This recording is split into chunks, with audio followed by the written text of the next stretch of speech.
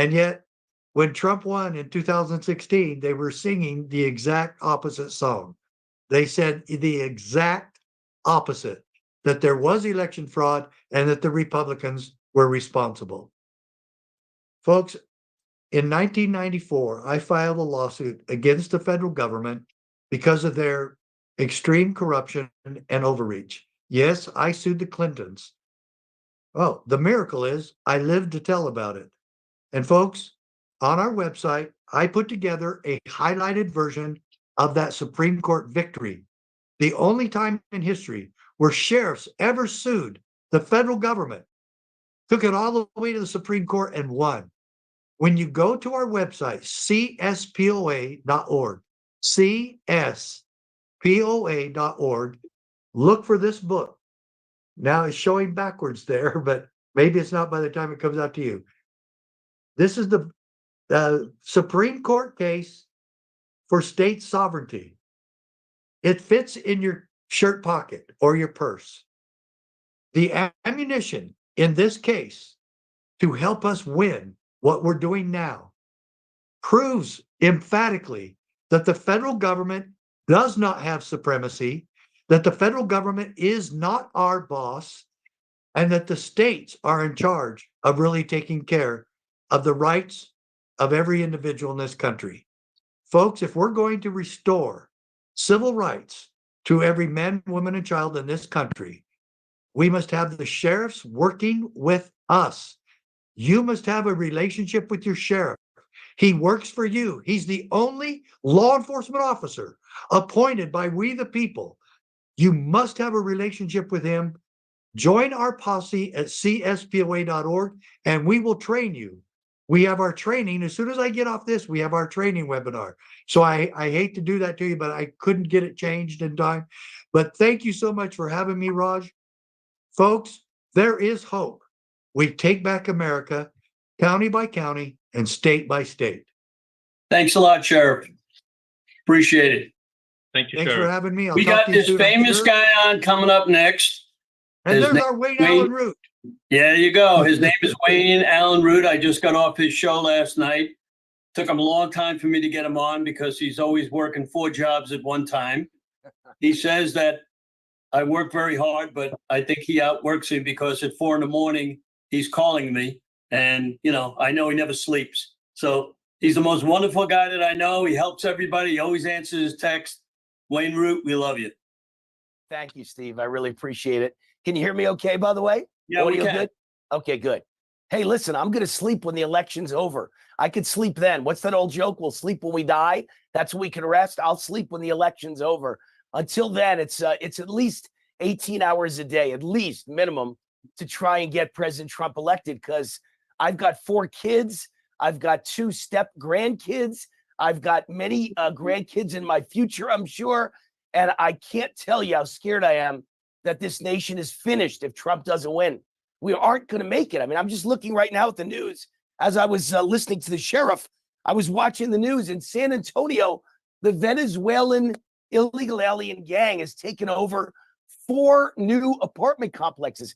This is not an Aurora, Colorado thing. This is all over the United States.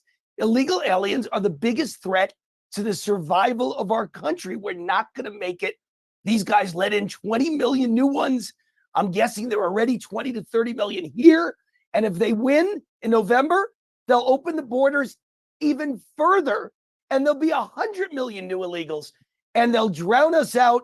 And this will be the perfect example of the replacement theory combined with Cloward Piven. The nation will collapse. The economy will collapse. The debt will implode our country. The debt to take care of all these illegals. And they will outvote us. And there will never be another Republican president. This is the last chance to vote for a Republican president that could ever win. This will be a one-party state or a one-party country if Kamala is able to win in November. It'd be the biggest fraud in history. And how would she be able to win, Steve? Illegal alien votes. I'm telling you, that's their plan. They're all registered. They let the 20 million in so they could vote. They registered them all, and they're all planning to vote, or they're voting already. They've started, and they're planning to stick them in battleground states and outvote us. It's a disaster. That's the one way they can beat us, because Trump hasn't won with the average person on the street. Trump's going to win a landslide. The only thing that could stop us now is 20 million illegals voting, many of them by mail-in ballot. It's a ballot drop box, ballot harvesting. They never have to appear when they vote. It is tragic. Keep it up. We need some more information. Yeah, well, listen, I've come up with an answer. I just wrote about it today. So go to my website, first of all. My column is out. It's rootforamerica.com. Rootforamerica.com. I've got 3 TV shows, 2 of them on Real America's Voice, one of your favorites, Root Reaction and America's Top 10 Countdown. I've got one on Frank's Speech, and I've got a nationally syndicated radio show, Wayne Allyn Root Raw and Unfiltered, and I've got a podcast. All of that is at rootforamerica.com. So all you have to do, you don't even have to think where to go. But so's my most recent column is up at rootforamerica.com. And my column is how President Trump can literally use the art of the deal to stop illegals from voting. I come up with a lot of very creative ideas. I'm an idea man. That's what I am. At my very core is like a Madison Avenue advertising idea man. And I feed ideas to President Trump, and he's taken so many of them while he was president. Now, while he's a candidate, he's taken so many of my ideas. I'm the guy who came up with no tax on overtime. I'm the guy who came up with no tax on Social Security for senior citizens. It's totally unfair. It's double taxation. People paid in their whole lives. Why would you owe more when it's over? So I wrote those columns, sent them to President Trump, texted him on his direct cell phone to tell him to read them. And days later, he adopted both ideas. Those are my babies. So my newest one is what I call the art of the deal. I call Trump Trumpzilla. That's my new name for Trump. He's unbeatable. He's unstoppable. He's Trumpzilla. He's like Godzilla meets King Kong. They tried to assassinate him. They tried to take him out with jury trials. They tried to put him in prison. They tried to bankrupt him and take all his assets away. The list is so long. They tried to impeach him multiple times. And no matter what they do, he's still standing and he's in the lead. And if you look at all the recent polls, he's doing fantastic. He's going to win this thing. He's 10 points higher than he was in 2016 or 2020. And the latest betting odds, which are usually pretty accurate, more accurate than polls. And he is now a huge favorite at all the offshore sports books, including Pinnacle, which is the largest offshore sports book in the world. He hit minus 170 last night, which means Trump is almost a 2-to-1 favorite. 3 weeks ago, he was an underdog. And if you look at Holly Market, the world's largest prediction market, which is also very accurate, Trump was an underdog 3 weeks ago. Today, he's a 20-point favorite, 60% chance of winning. Kamala, 40%, 20-point favorite for Trump. And he's a favorite in all 7 battleground states. And the GOP is favored by 80% to take over the U.S. Senate. So after all they've done to Trump, after trying to impeach him and put him in prison, he's winning everything for us if you don't count cheating. Those polls and those predictions don't count cheating. I believe 20 million illegals are going to be the way Democrats cheat this year. How do I know I'm right? Look at the lawsuit on Friday by the DOJ. They sued Virginia for having the audacity, for daring to take non-citizens off the voter rolls because they are going to win citizen illegal alien votes. So I told President Trump in my column today, and I sent it to him literally an hour ago. I pressed send, and I texted to him directly and said, you got to read this. This is the art of the deal for you. You have 2 ways to go right now with 20 days to go to the election. Choice 1 is hardcore, okay? Just the stick, no carrot. Tell every illegal, if you vote after I win, we will hunt you down. We will target you. We will find you wherever you are, and we will not deport you, put you in jail for 10 years, $100,000 fine. When you get out of jail, you're instantly deported. You're banned for life, and you can never come back. You can never reapply. So that's the first thing. You want to go hardcore? Tell them all, when I get in, 10 years in prison, $100,000 fine, banned for life. Or, and this is the one I recommend, the carrot and the stick. Be the benevolent leader you are. Be a Reagan, okay?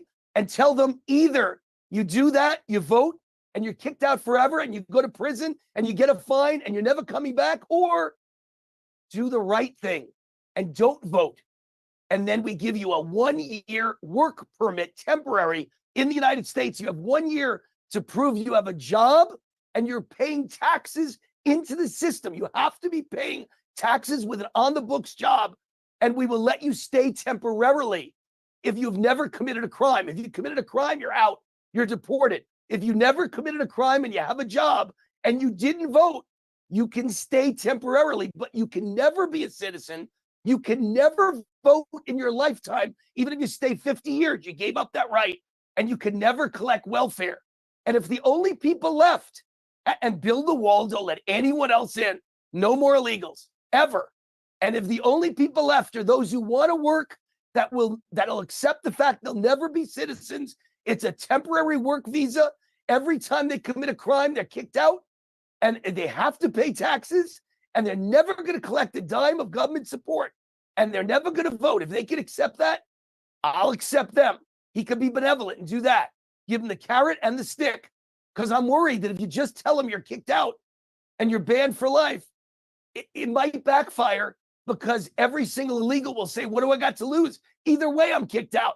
Either way, I may be first if I vote, but if I don't vote, he's still going to kick me out and deport me. So why not give them a chance to stay temporary always and work visa only, never a citizen, never vote, and ban welfare on your first day in office for non-citizens so they can never collect a dime of government money again, and no one else will ever get in again. And you know what I predict?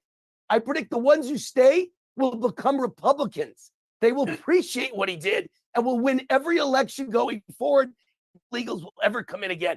Those are my two ideas: go hardcore or go benevolent. But either way, make an announcement, President Trump. Illegals can't vote. You're going to prison and you will be deported. Tell them about your new book. Oh, yeah, good idea. He's better at promoting than I am. I was so intense about this new idea, I forgot about my book. How Democrats have made America great. Everything you need to know. And you're right about now, you're going, what? Wayne Root wrote a book about how great Democrats are and how many great things they've done for America? And he wants us to spend money on that book? Are you crazy? Well, actually, it's 140 blank pages. How Democrats have made America great. It's 140 blank pages. They've never done a damn thing. This was the most comprehensive, detailed study of everything Democrats have ever done in history. I had a team of 1,000 working on it, and we came up with exactly nothing. So it's a gag book. It's funny. We need a little relief, comic relief for the election, and it's the best Christmas gift ever. It's a coffee table book. Everyone who picks it up will go, wait a minute. I'm in the house of a Trump Republican. He's got a book, How Democrats Made America Great. And then they'll see it's 140 blank pages, and they'll go, laugh out loud. Big smiles, ear to ear, for every conservative in your life. Get 10 copies for Christmas. We're giving out right now to make people laugh during the election. How Democrats Have Made America Great by Wayne Root at Amazon.com. It's #1 in like 10 different categories right now. Bestseller.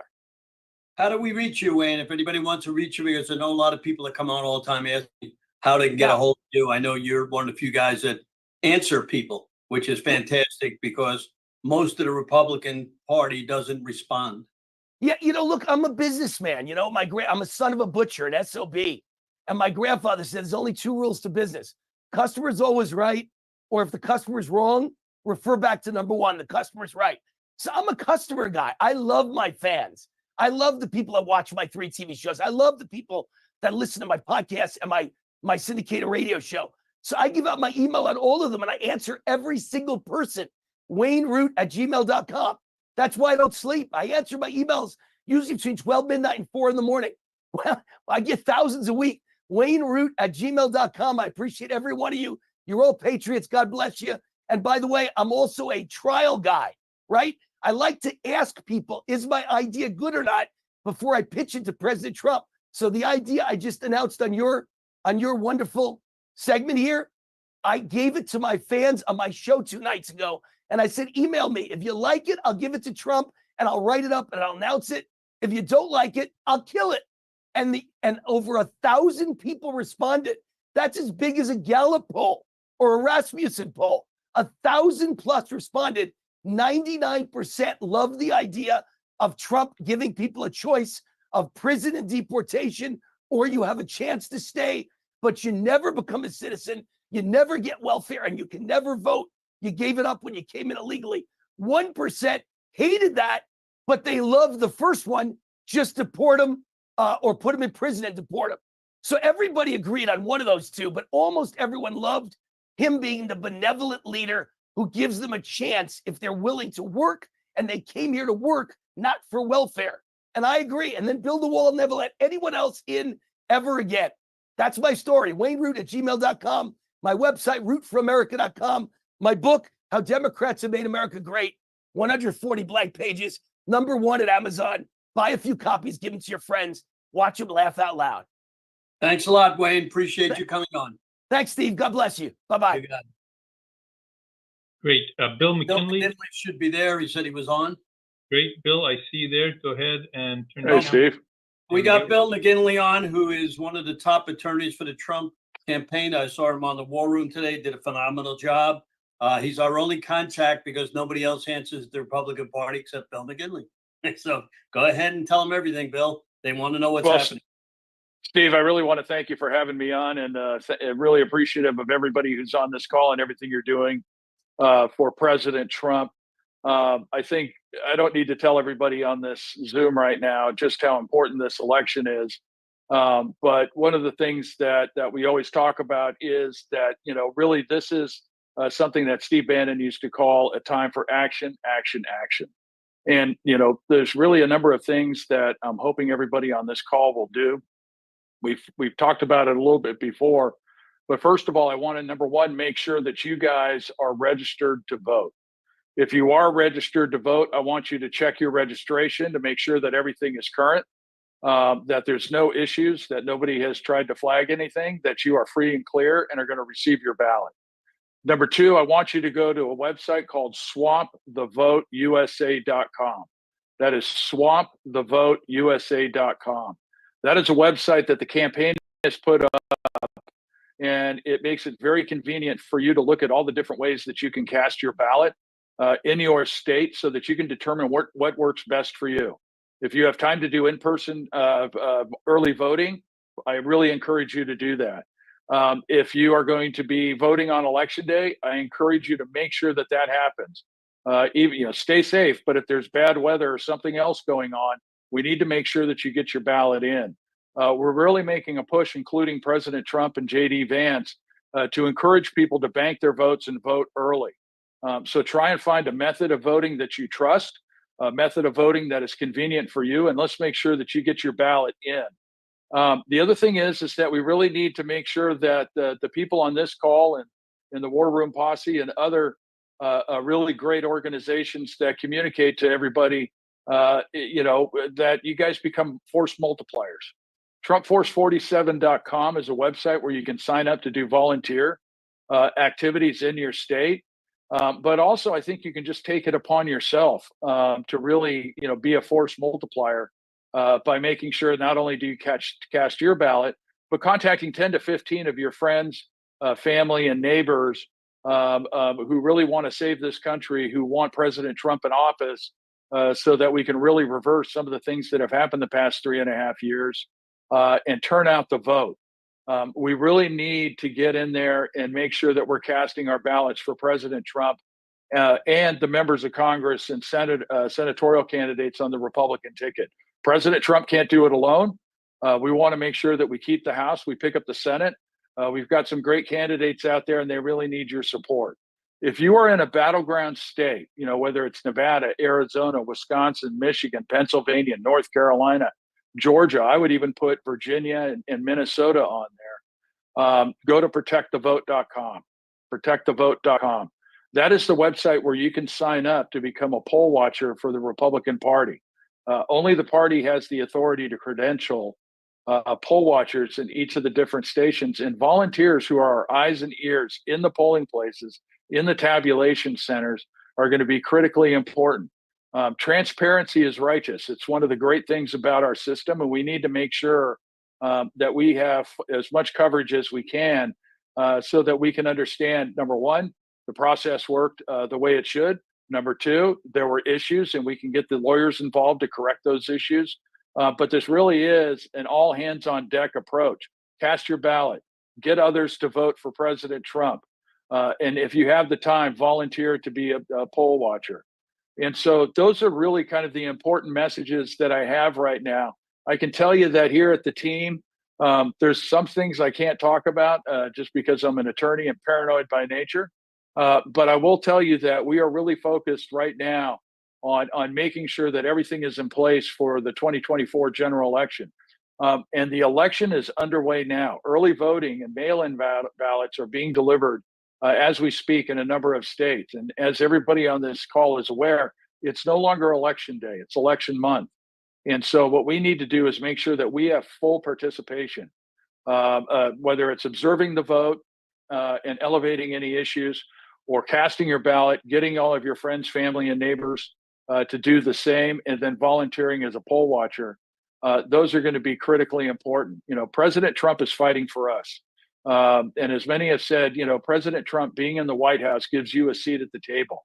And so this really is our election. And what we need to do is send a message by making sure that the margin is too big to rig, and that we can basically have President Trump sworn in on January 20. So, Bill, I just got an interview with Bill O'Reilly, and he asked you some questions that probably only you or the team could answer, because I couldn't answer. I'll give them to you. Maybe you can answer, maybe not. The first thing he asked you was Philadelphia. He said the last election in Philadelphia, we had X amount of poll watchers, and he can't get anybody in Philadelphia to give an answer. Is the same thing going to happen where they boarded up the windows? And do we have people in Philadelphia that actually know what's going on? So a couple of things. Number one, MSNBC just ran a report that they played on War Room during the cold open, and it showed the Michigan Center. I think it was in Detroit, where the poll workers and the ballots were in a room. Everybody was locked outside, and the workers started putting up the cardboard so that nobody could view what was happening going on. As I said on War Room, I think that is absolutely wrong. Transparency is absolutely critical to the process. And I can tell you that at the RNC and the campaign, we have been laser focused on transparency. And that's taken a couple of forms. The first one is what we call parity litigation.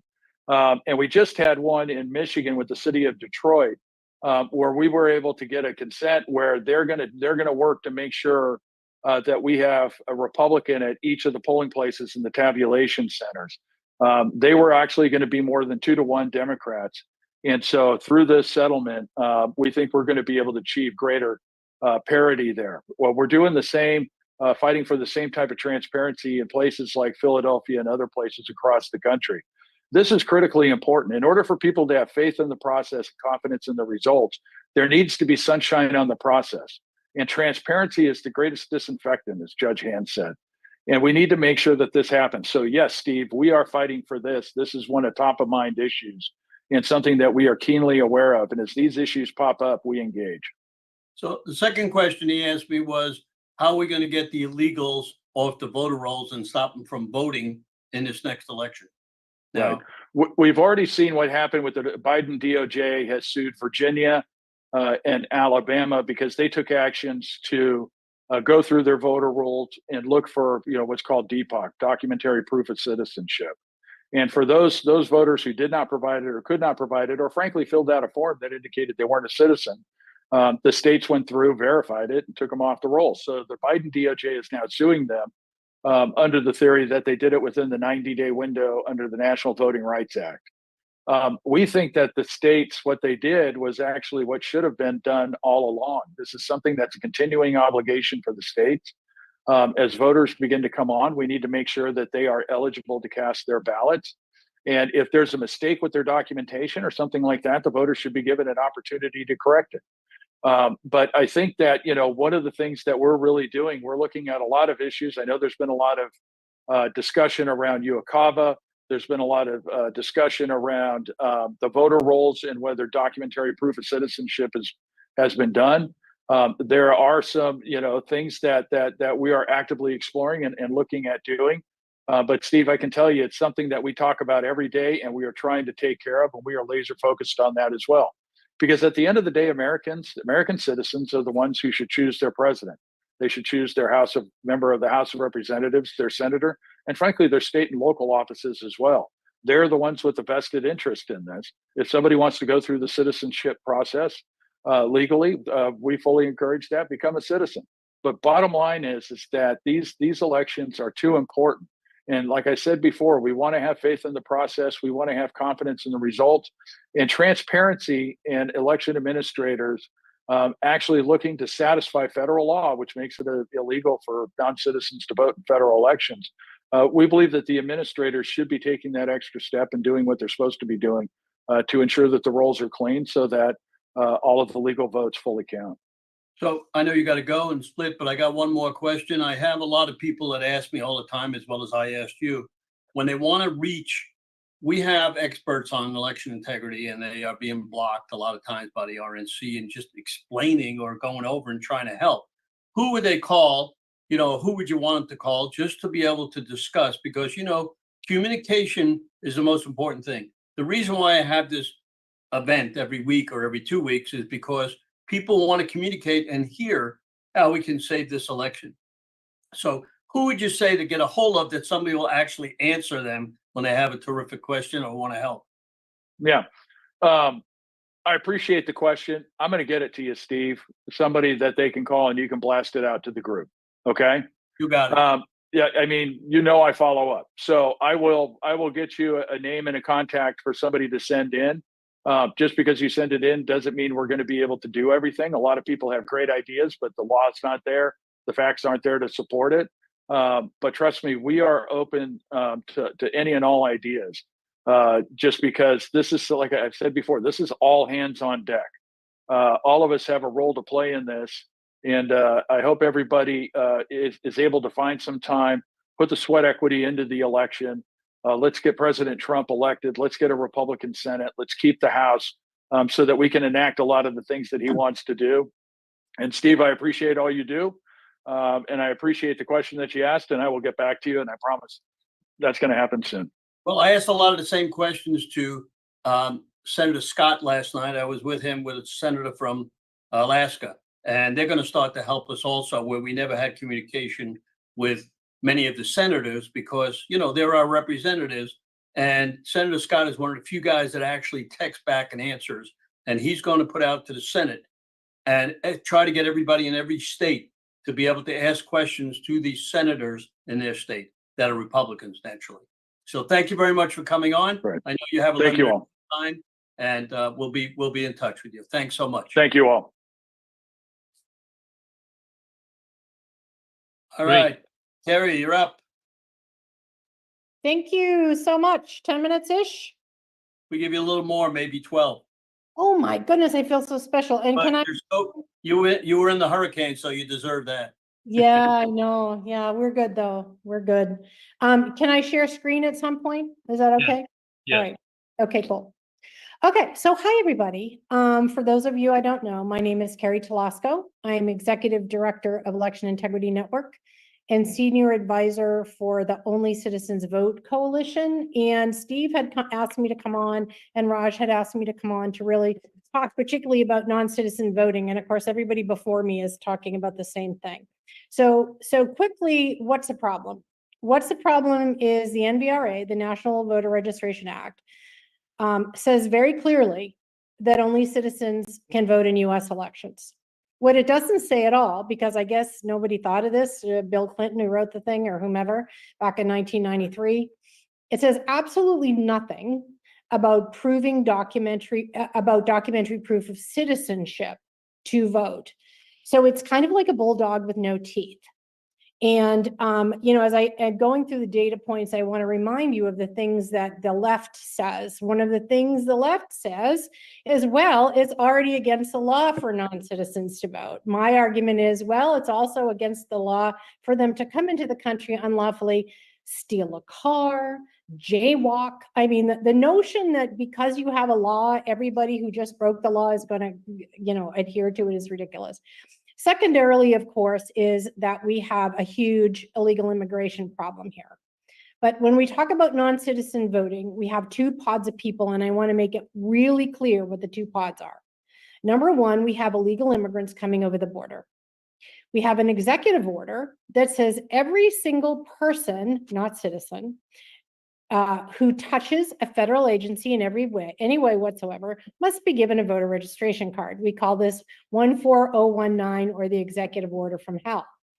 Number two pod of people are people who are here lawfully. And one of the things we talk about at OCV a lot is that we have to protect them. So I know some of you are going, what is she saying?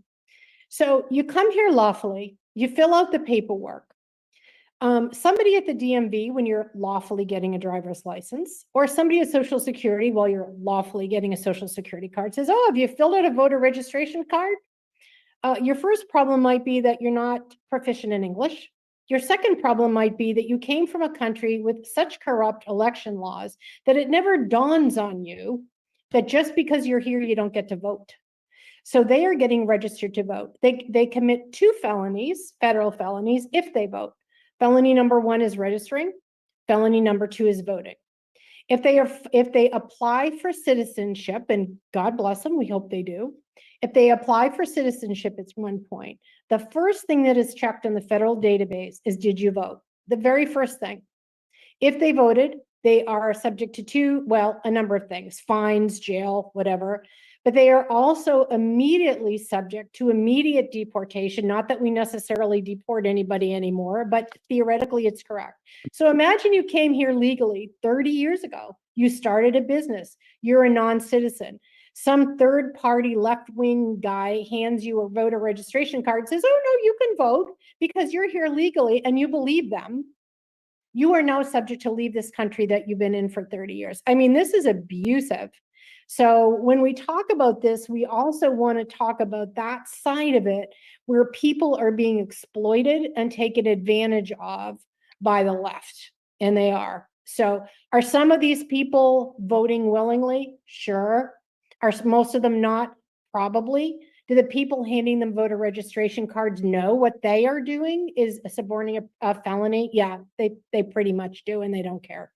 So how did we get here, and what are the numbers? So I always like to talk about numbers rather than the theoretical. So I'm just going to throw just a couple. So there was a study in 2014 that looked, a bunch of egg-headed people did it, not political people, but bean counters, did a study of the 2008 election. You might remember Mr. Obama won that election. They discovered that 6.2% of non-citizens at the time, which was 2008, which was light years ago, voted in the election. 81% of them voted for Obama. If we know this, they know this, right? So let's just extrapolate those numbers to the national number and to Arizona and to Georgia. And when I'm going to use numbers, I'm going to use the very, very low end of what we think these numbers are. If there are roughly 35 million non-citizens in this country here, both legally and illegally, what's that number? It's 2 million votes. It's more than 2 million votes. And mind you, I'm using the 6.4% number that they used in this study, which is super low. And long before all the left-wing groups came in and started registering non-citizens, and before President Biden issued 14019. That is a super low estimate of how many non-citizens are going to vote nationally. Well, we all know that national numbers are swell, but it matters in the battleground states, right? So let's look at, again, Georgia-ish, 1 million non-citizens. Let's say 6.4% of them vote, 64,000 votes. Super low estimate, super low, 64,000 votes. How many votes did President Trump lose by in Georgia last time? 11,000-ish, right? Let's look at Arizona, same thing, probably way more than 1 million non-citizens, but let's just go with 1 million non-citizens. Same numbers, same 64,000, same number that President Trump lost to Biden in Arizona. So if anybody tells you that, a non-citizen can't flip an election, they absolutely can't, Because if they are placed strategically in battleground areas, it's going to make an absolutely enormous difference. So, all right, so now we all know what the problem is. I think you guys know what it is anyway. I want to give you some resources. So I'm going to go to sharing my screen here, which hopefully I can, whoops. No. Yes, Yeah. I can see your screen. Here we go. All right.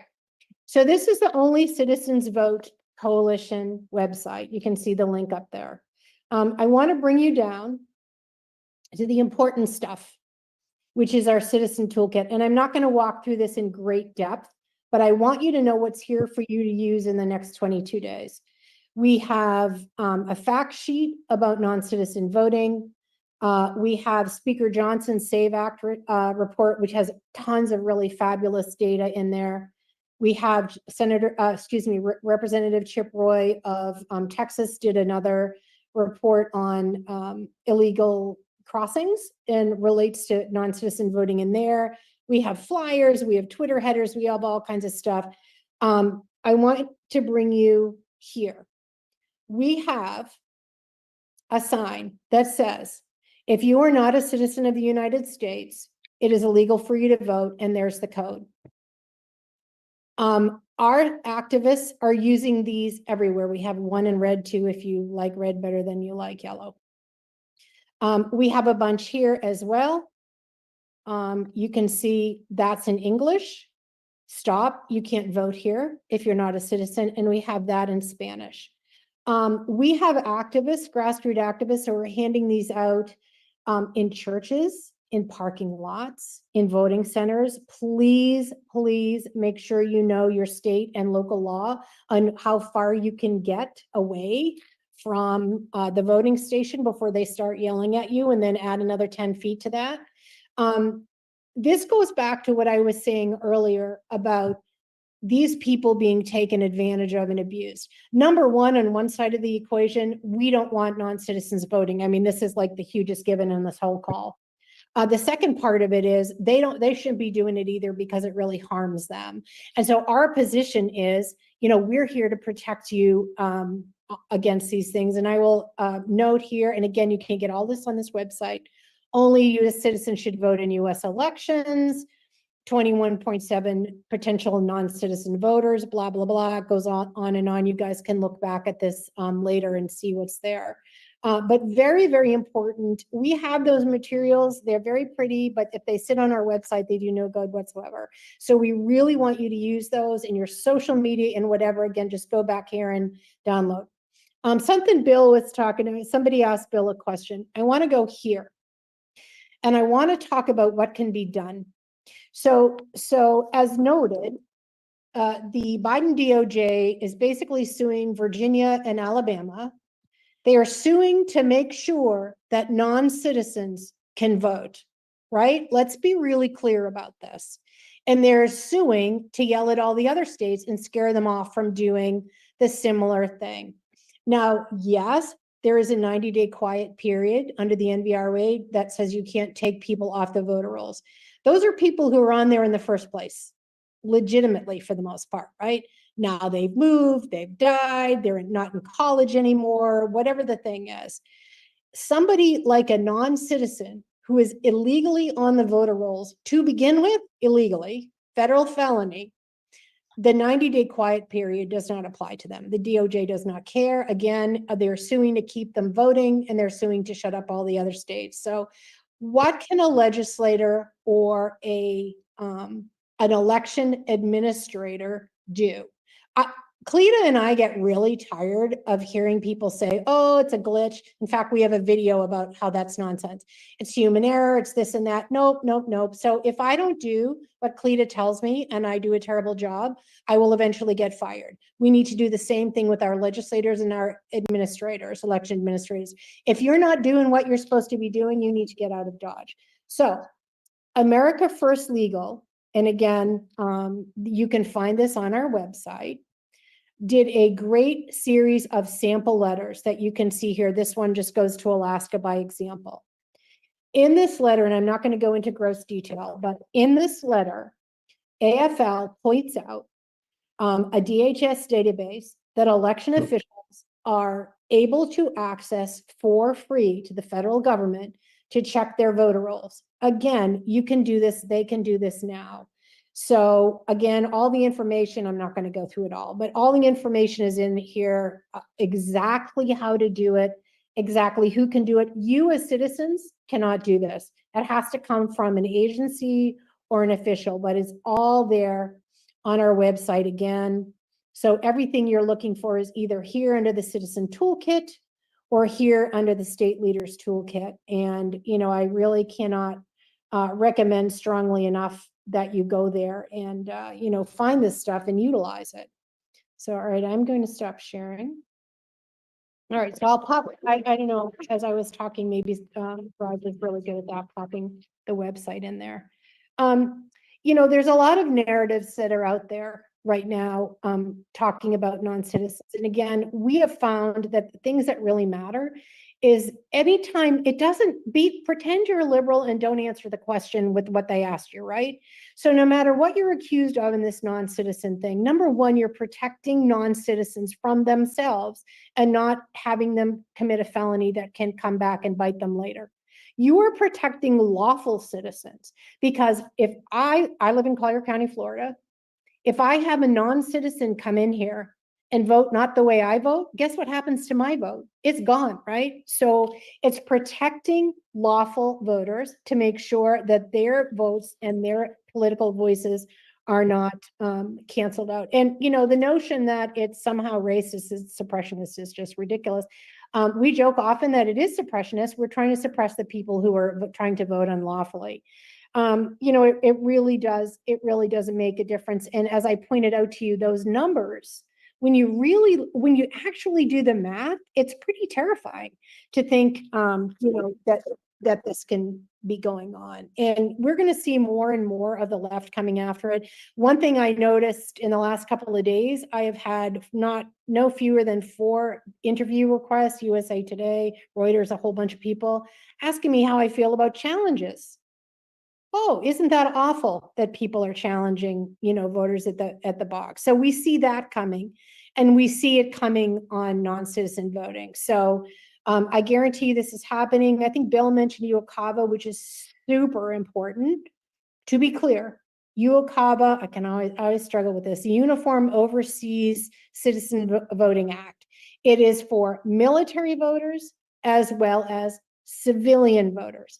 The left is attacking us and saying, oh, you're going after the military. No, we're not. Absolutely not. What we are doing is raising real concerns about the number of UOCAVA ballots that come in, because under UOCAVA, there is absolutely no federal requirement whatsoever to have a passport number, a real address. Like, you could go overseas and live in Dubai and use my address here, even though you never lived here. No ID, no nothing.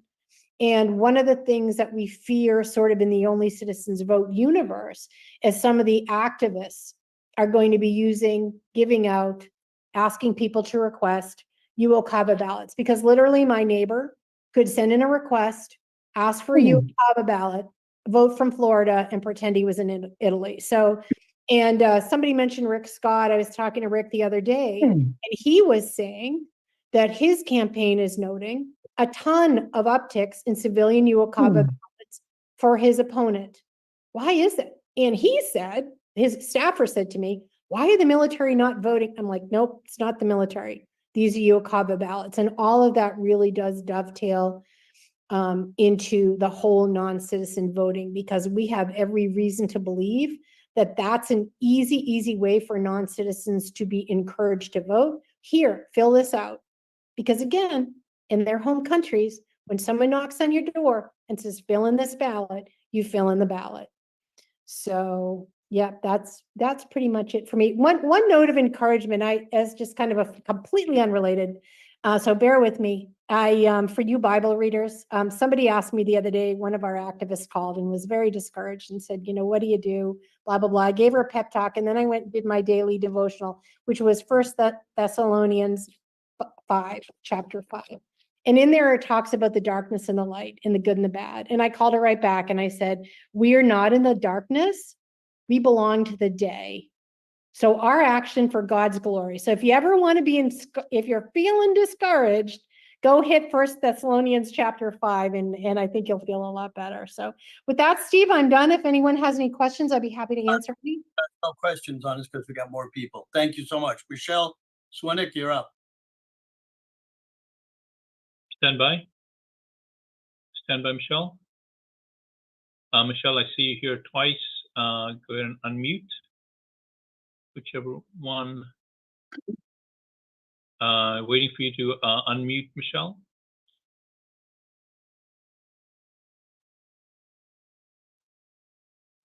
Michele Swinick, if you can hear me, go ahead and unmute. I'll text her. Copy that. Okay. We have Michele Swinick. And let me see who's next. And Ann is on. Anna's not here yet. Okay, then put Megan Frederick if she's there. Megan is up. Megan, I'm bringing you on. Stand by. Great. All right, Megan, you're up. Go ahead, Megan.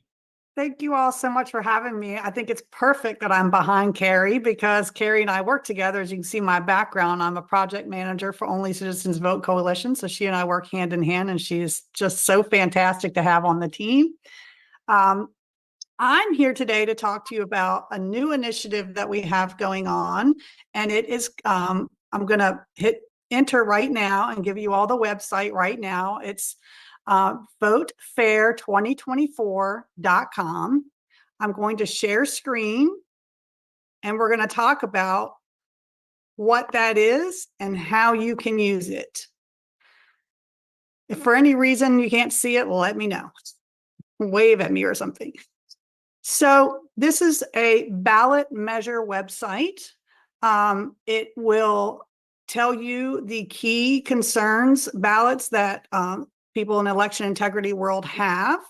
Every state that is highlighted yellow is a state that we want folks to pay attention to.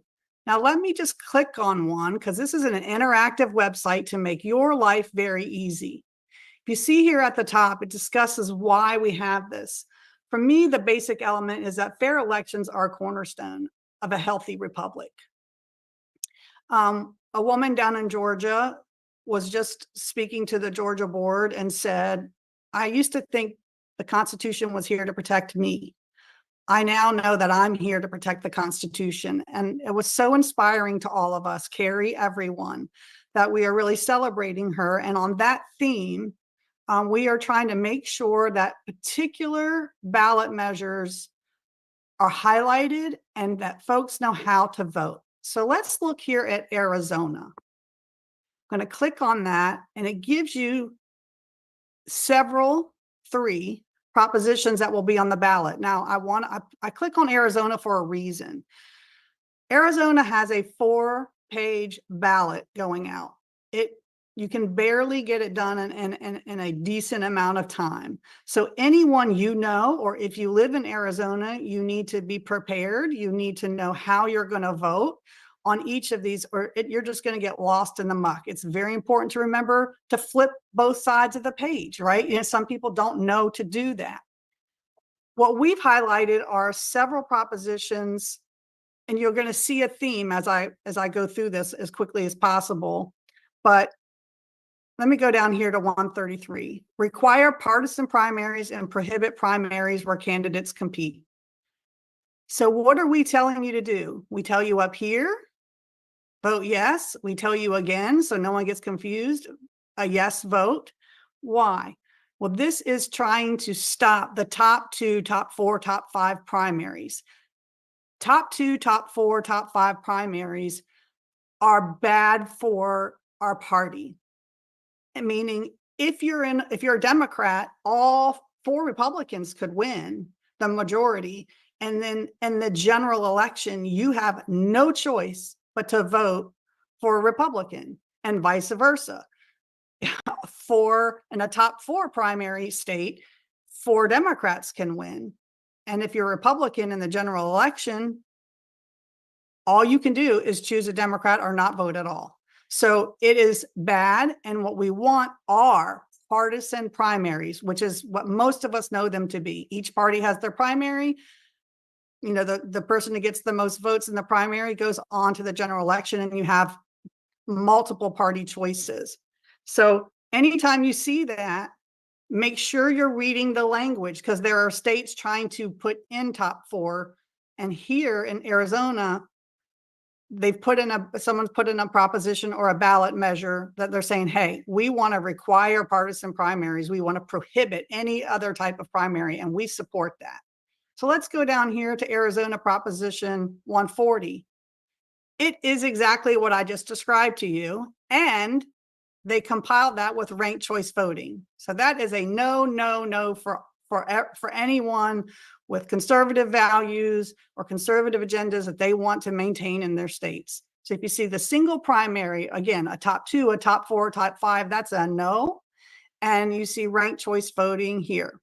So again, on this website, there are links. I'm not going to click them because it'll take me off the website. But if you want to read more about some of these things, you just click on them. And we are, by the way, adding more and more every day to this. This is a new initiative, so there'll be more and more for you to see. I want to scroll down a little bit so you can see here. We make it very simple. You can see what each one of these are. Like we're supporting constitutional amendments. Let's click on Oklahoma. Oklahoma is adding the word, they're removing the word all citizens and they're adding the word only. And we really try to keep it very simple so that no one is confused by what's happening, but we don't inundate you with too much information. And then it tells you in Oklahoma that, yes, this is something that should be supported. Okay. If we scroll down further, and what's coming in the next day or two will be articles here in the election and news update. So we really encourage you again to come here to this website. Let me click on this, and I'm going to play the video. I can't get it to come up. It just worked like 10 minutes ago. All right. Well, anyway, that's the video that Kerri was talking about from Election Integrity and from Only Citizens Vote, where we call it the glitches in. With all these errors happening in all these different states with hundreds of thousands of ballots, we don't buy it anymore. It's too convenient of an excuse. So that will also be something that we discuss here, because of course that affects your ballot. And this again is about ballot measures and things like that. Here in North Carolina, I just want to give y'all more examples. So again, this is easily shared with your friends and family. I have lots of friends and family in Western North Carolina. I own a home there. I don't live there, but I own a home there. And it tells you exactly what they're doing. They're going to strike the sentence, every person born in the US and every person naturalized. And they're going to change, they're asking for a state constitutional amendment for it to say only a citizen of the United States, blah, blah, blah. Again, we support this. You see it here and you see it here. So we really hope that this will help folks narrow down the ballot measures that are a real threat to the republic. We really hope that people will get on here and they'll interact with this website and share it with other people, because if you walk in to vote and you have no idea what's on that ballot, they have purposefully complicated this. They have put measures on that are about primaries and ranked choice voting, and people get very confused about primary elections. So if you have a group of grassroots or your own organization, please, please use this page to help educate yourself on what they are. And Kerri even helped with the definitions of those. So, and she's an excellent writer. So anyone can understand what's written here, and make sure that they're going in and voting with full knowledge so that none of these left-wing groups can trick anyone, because that is really what has happened here. They've made it very complicated and very convoluted. Megan, we have the video, the glitch. You want to play it? Shall I play it? Oh, that would be great. Thank you. Yes.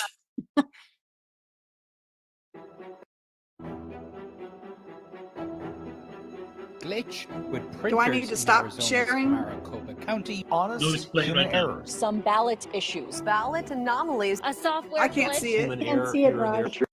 Let me stop share. Okay. There we go. Go back to the beginning if you don't mind. Going back to the beginning.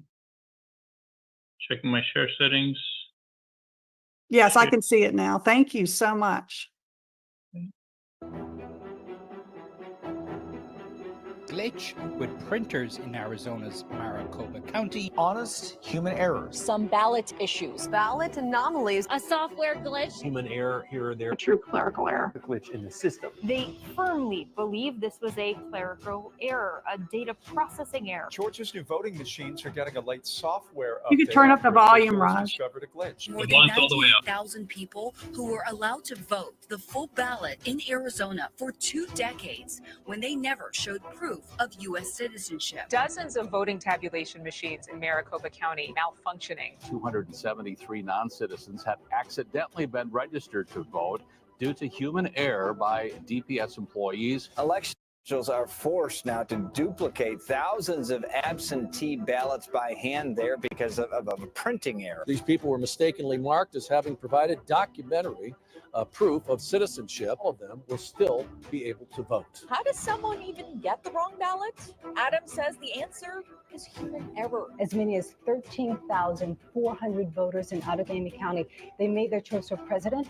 They filled out their ballot, but every one of those ballots had a technical glitch and the machine can't read it. Ballots were counted for Democrats that were meant for Republicans. The county clerk came forward and said tabulating software glitched and caused a miscalculation of the vote. Vote tabulators at roughly 20% of voting locations were unable to read the ballots because of a technical issue with printers. An error discovered by the Maricopa County Recorder's Office could affect tens of thousands of voters in November. Last week, they found nearly 100,000 people who were allowed to register to vote, never having shown proof of U.S. citizenship. In at least 7 Georgia counties, the voting hours had to be extended because of technical glitches. Last night, there was a major software glitch that actually delayed the counting. So thank you, Raj. If you'll see, Kerri has put a link for the YouTube where it is on YouTube. So that's easily shareable from there. It was working on the website. It's probably just me, so I apologize. Thank you so much, Raj, for that. This is a messaging video. This is a message to remind people why it's so important for them to get out, to know what's on their ballot so that the bubble on their ballot or whatever they do is properly filled in completely. Anything that can be done to ensure that they can't say, "Ooh, another glitch, oop, another error. We lost 100,000 ballots here because the machine won't count them."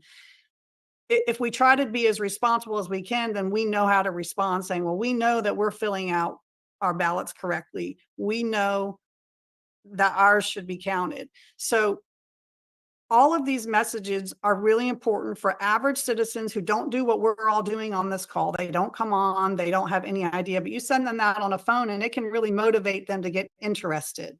So that is one of the purposes of this video, is to say, we're done with these excuses. The clerks or the registrar, whatever you have in your state, should not be making these mistakes. They should be prepared.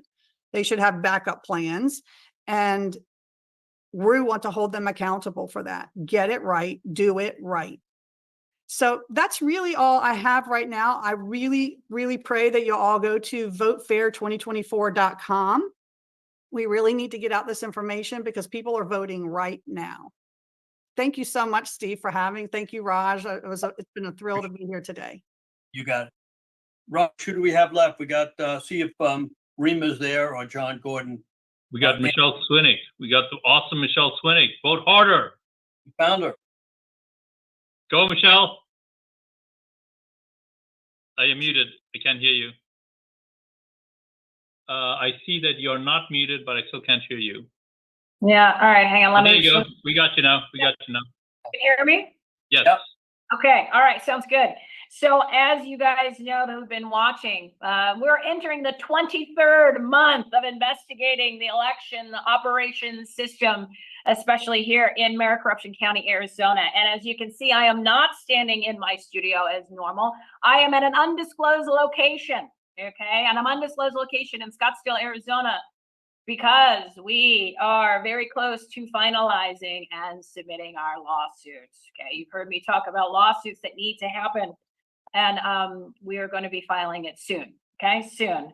Of course, it has to do with our elections. All right. So I can't go into detail about what's in it, but what I can ask everybody to do is, if you can go to savemyfreedom.us, savemyfreedom.us as soon as, and subscribe to that. That's the Substack. That's the easiest way for us to communicate, because X, which is Twitter, Mr. Elon, fake freedom, First Amendment Musk, has completely shut down any means for me to get out information through X.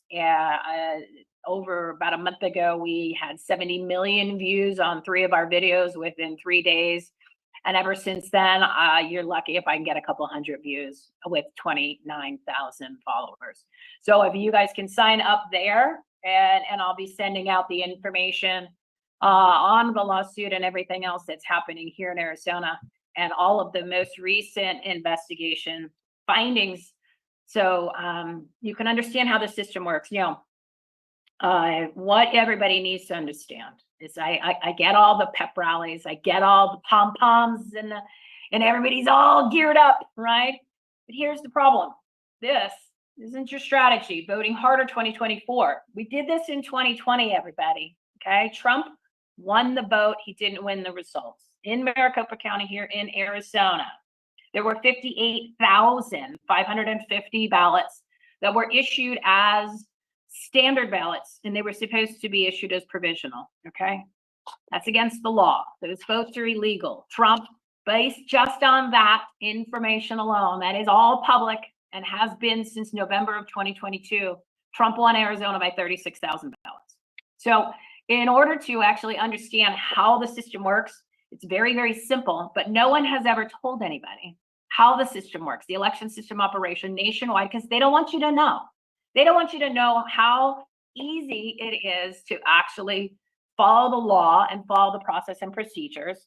Because when they don't follow the law and the process and procedures, which is every county and every election going well past 2020, then we, the people, would realize, they're breaking the law again. And they're not following their own policies and procedures, okay? So elections, okay, our elections, and then when I say the election system operation, it's the whole country, okay? This is the whole country. That's how the system works. The results don't match the votes. So the votes are one category of numbers, and the results are different, okay? The counties manufacture and manipulate the results of the elections, and you don't have elections. You have crime scenes. You have manufactured and manufactured and manipulated crime scenes. Okay. So I mean, I can sit here and keep telling everybody to go ahead and do the same thing as usual, and keep an eye out for those bad people at the poll locations and the poll workers. It's not how the crimes are committed. There is issues at the polling centers. Okay. There is issues. And it's some poll workers, okay? Usually it's the lead people. Yes, let's have a rally and let's have fun, right? That's how this all works. Pom-poms and pep rallies, okay? You have, back to this, what I was saying about the election. So I can go ahead and tell you all that, or I can tell you the facts based on Maricopa County's own official election records and returns for 23 months of deep investigation and research on how the system really works. So you can choose. You can listen over here, or you can read the information and the facts and the results for yourself, because the election results that people, or the votes that people did at the election centers did not even come close to matching what the actual totals were when Maricopa County put them on the canvas. What they also left off mysteriously, almost 12,000 ballots, votes that were cast and that were tabulated and that were counted at McTech, which is the HQ. Again, this happens in every county. You just haven't looked, so you think it's not happening in yours, okay? Especially the swing states. There's no such thing as swing states. We're very red here, except the results are not, because they don't match the vote of the people, right? So in Maricopa County in 2022, they just didn't add 12,000 ballots to the canvas report. The canvas report is the official report, the official election results when the county is finished auditing, which they don't audit, they alter. They don't audit, they alter. So they just left it off and nobody did anything, okay? So you have all these leaders, here it comes, you have all these MAGA leaders out there, and they're telling you what they're going to do, and they're fighting for you and all these candidates.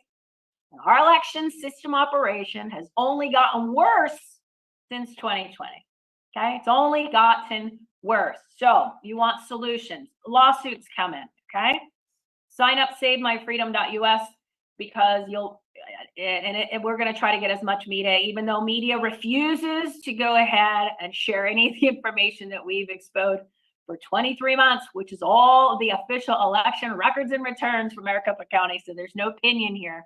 It's the actual results.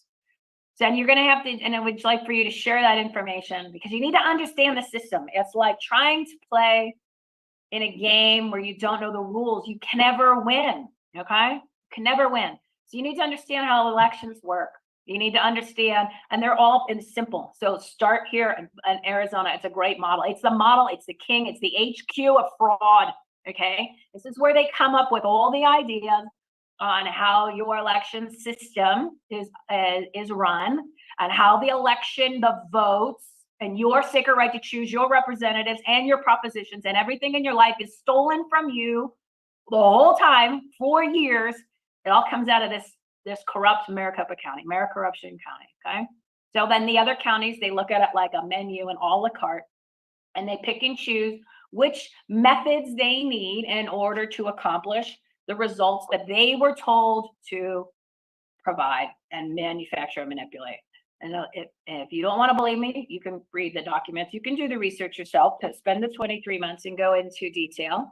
Or you can take necessary action to understand and then fight against it, okay?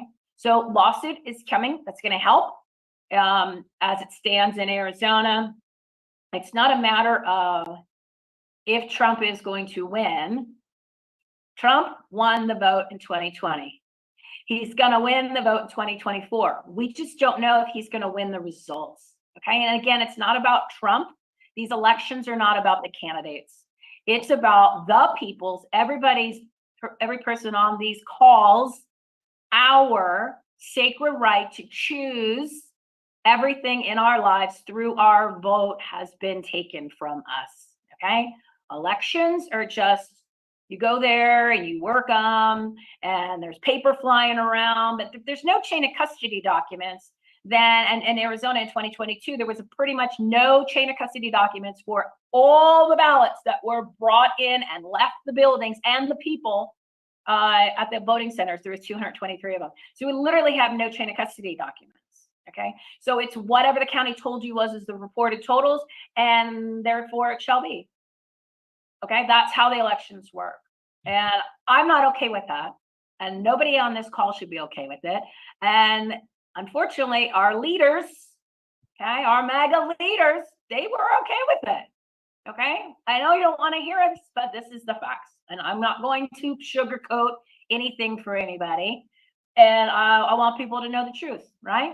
Because if, and this needs to end. Right. So we're doing what we can before the election. We're going to try to prevent what we can happen here. People can take the information and do it within their own, when they can do that within their own counties. As far as how I know exactly what's going to happen here in Arizona and exactly what they're going to do, because it's the same stuff that they just did in 2024 in our primaries, where they illegally recounted 9 to 20 vote centers. Okay. So all of this information is on our Rumble, all these videos, all these shows, right? So go check those out. And then on Twitter, but you gotta go. Like, if you gotta go every day to find if I post, because you won't get the notifications. Elon doesn't want you to see the facts about the elections and what happened. Everything Home T is the email. Marino, that's the Twitter. And then the Rumble is Save My Freedom. I don't have my hat on. I don't have my common sense cap on. So if you go to Save My Freedom, the episodes you want to watch, the most recent ones, 309, right? This is on Rumble.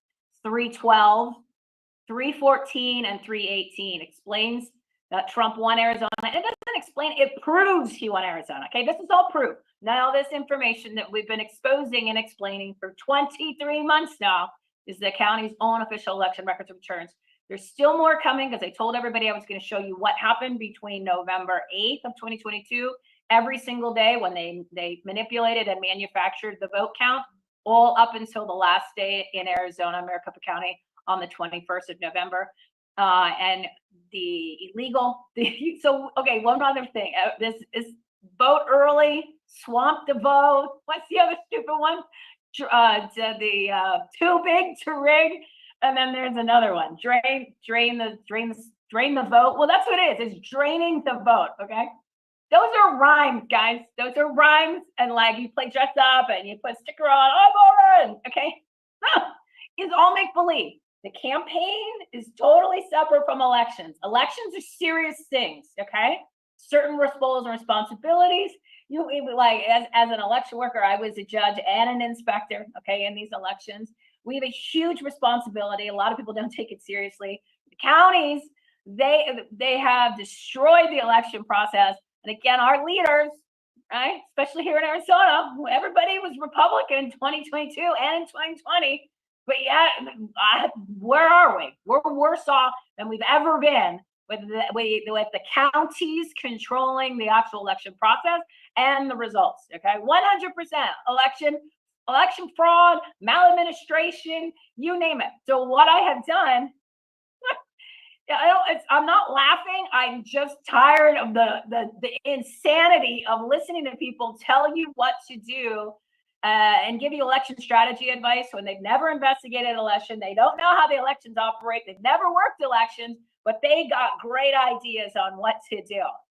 It's like trying to play baseball without a ball. Okay, it's you trying to take swimming lessons from a pitching coach. It doesn't work. Okay, all of this could have been stopped with lawsuits that were actually active by people here in Arizona and the rest of the country, but they didn't bring in the actual election, the results, the evidence, none of that. You've not seen the real evidence going back to 2020. All these court cases, it's mind blowing that nobody's done anything. A lot of noise. A lot of money raised on election integrity. No such thing as election integrity. Okay, there's no such thing. It's election fraud prevention because the whole system is fundamentally designed on fraud. It is fundamentally designed to implement fraud. It's not just, no, it's MAGA. Okay, MAGA leaders. Okay, you got MAGA leaders doing nothing all over the country because the system works for them too, guys. Okay, the system works for them too. Nobody gets off the hook, and that's the problem. We, the people, are not holding anybody accountable for any of this, okay? No, we've not held anybody accountable. Lord Trump is telling the whole planet to go vote early. Let me explain to you what voting early does in Arizona. They use the county, every single county in Arizona uses whatever signature they want in the file to verify your signature that's on the outside of an envelope. The law says, okay, this goes back to 2020. Law was even clearer in 2020 before our Republican legislator changed it and made it a little swirly so you could go ahead and use whatever you wanted. But you can go savemyfreedom.us, savemyfreedom.us, and I'm putting together like a 20-page document with links and all the evidence and all the documentation for 2022 and 2024 now, once we get the lawsuit taken care of and filed. So now everybody can understand how, and all this stuff's already on video, but we're going to do more. Okay, so, but here, let me explain the thing that we have. Okay, so you guys understand how the election system operation works. Now, one other thing about the early voting. And then I'll let you guys go back because I got to get work done. I'm at an undisclosed location doing top secret work. So one other thing about the early ballot. So if they're using any signature that they want, the law says that you have to use the registration in the record file, which the guy who actually wrote the bill and changed it, Alex Culloden, not a fan, you guys already know that. He changed the in to on, or on to in, okay? So, but he clarified it in a tweet, and I would love to put it out to you guys. You just won't see it because Twitter censors me. I'm the most censored person on Twitter, and you have to ask why. Because I'm providing the facts about the election. But anyway, here we go. So he even said, no, we didn't change the meaning of that to mean the signature, any signature you want. It says the only thing that then he said, I'm going to put this out there. I might do it tomorrow because we'll be able to get some stuff finished like today, maybe. So listen, So it says you're supposed to use the signature at the time you register to vote. But that would make sense to everybody, okay? Right? So if that's the law, you have the entire state of Arizona going back to 2022 using the most recent signature, which who knows where that came from and who knows who it really is, because it ain't Raj, who's been a voter for 20 years, because it's not his original signature. So with that being said, every single election that has been done in Arizona going back to 2020 has been illegal, right? And you're going to have another illegal election on November 5th, just based on the early voting signatures, because Michele, they're going to use any signature in the file. So I got to get the next person. that's just the tip of the iceberg. What So, is the website again? It's your oh, website. SaveMyFreedom.us is Substack. So sign up for that, and that's where I'm launching more. And there's articles and stuff on there of evidence and the podcast. SaveMyFreedom.us. Thank you. I got to get to the next person. Yeah. So SaveMyFreedom.us. Thank you, Michele. Anybody who hasn't watched the videos or hasn't, thank you, Melissa. Anybody hasn't, I have to get to the next person. Go ahead and catch up on that so you understand. Thanks, Michele. Understand how your freedoms have been stolen from you, and we want them back. I want them back. Okay, we're going now to, thank you, Michele, for that. We're now going to Rima. Steve, Ann is having some tech difficulties. She's out there in hurricane country out there, so trying to work that out. Rima, you are up. Please go ahead, Rima. Well, first of all, I'm really delighted to be here, and I've learned a huge amount by listening. And Michele, will you marry me? I need you on my podcast. I've given you my email in the link. I am the medical director of the Natural Solutions Foundation, which was founded in 2004 to derail the globalist agenda. At that time, I closed my private practice of drug-free medicine and psychiatry to take on derailing the globalist depopulation and enslavement agenda. How did I know? I read their documents. If you read, you see what they mean. If you take them seriously, you understand that they're a huge enemy. Now, I want you to note the website called Prevent Genocide 2030. I think I'm sharing my screen. Am I sharing my screen? Not yet. I am? Not yet. Try it again. Not yet. Okay, let me try again. Share screen. Okay. There you go. Can you see it? Good. Okay. Almost. There it is. Yeah, we got it now. PreventGenocide2030.org. And the reason that this is important to you is that you care about election integrity.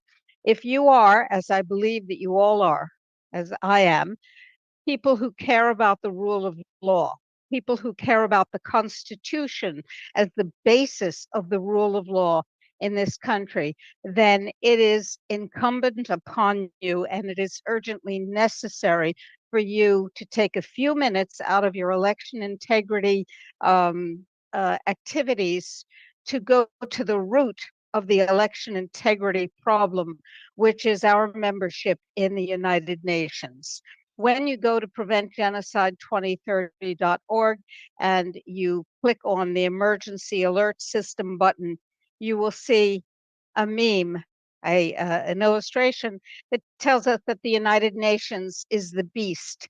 All of the problems that we are facing, including the immigrant problem, the illegal alien problem, the illegal voting problem, every one of them is directly derivative from policies created by the United Nations. And the United States, unfortunately, is the heart of the globalist illness of the United Nations, which is attempting to destroy national and personal sovereignty.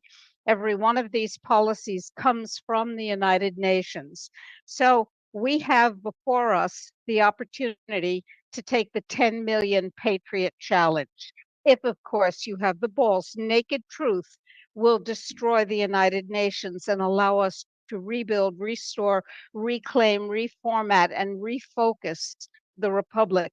Because as long as we stay in the United Nations, we'll never have a real election again. We'll never have control over property rights, municipal rights, education, the jurisdiction, the jurisprudence system, etc. Why do I say that?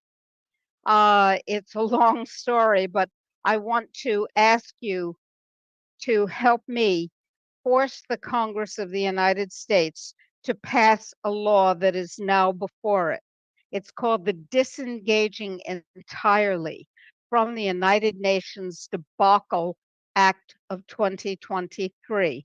You can read it here on this site, but you can also easily, as step one of the 10 Million Patriot Challenge, send a letter to Congress by filling in a widget, which is supposed to appear right here, which didn't appear, but you fill in your name and your address, and you send a letter to the members of the Congress of the United States.